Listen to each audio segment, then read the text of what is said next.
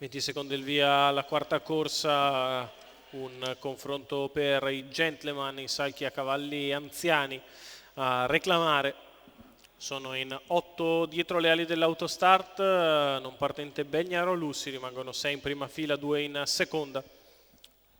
E l'autostart inizia a muoversi all'1 Certezza Grimm, Andrea Orlandi, 2 Zingaro Gad, Elena Bruniera, 3 Dylan Chris, Stefano Marsili, 4 Chopin Griff Mario Riccio, 5 Caracas Spav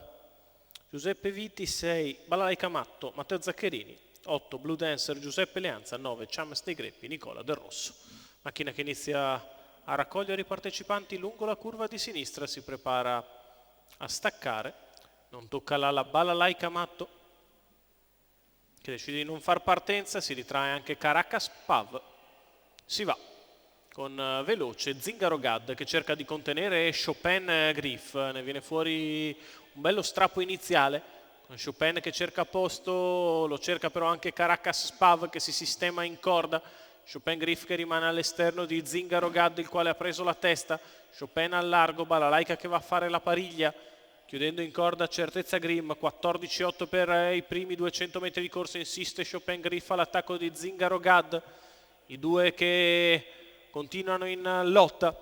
in corda Caracas Spav, in pariglia Balalaika, poi Certezza Grimm, quindi Dylan Chris, 400 in 29,5. Proseguono apparigliati Zingaro Gad e Chopin Griff che precedono Caracas Spav e Balalaika Matto, poi Certezza Grimm, quindi Chames dei Greppi che si inizia a muovere a sua volta all'esterno,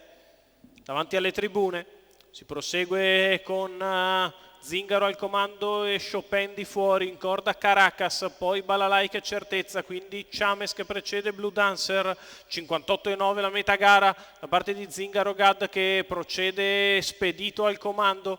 Cala inesorabilmente Chopin Griff, Zingaro Gad accelera ancora, 1,13,5 il primo chilometro e Zingaro si mantiene in netta evidenza nei confronti di Caracas Pav, poi Certezza Grimm, quindi Balalaika Matto,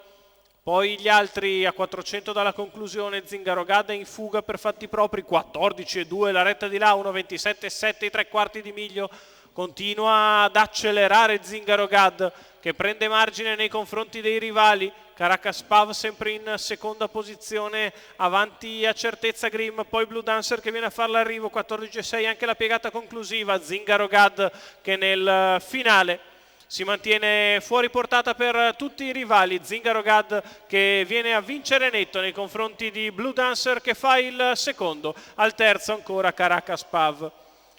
1,58,6, 1,13,8 ragguaglio cronometrico, cost to cost vincente per Zingaro Gad. Elena Bruniera per il training di Alessandro Raspanti, i colori della scuderia Alele, la vittoria del Sauro di 9 anni da The Lindy Reserve in coast to coast, replica un recente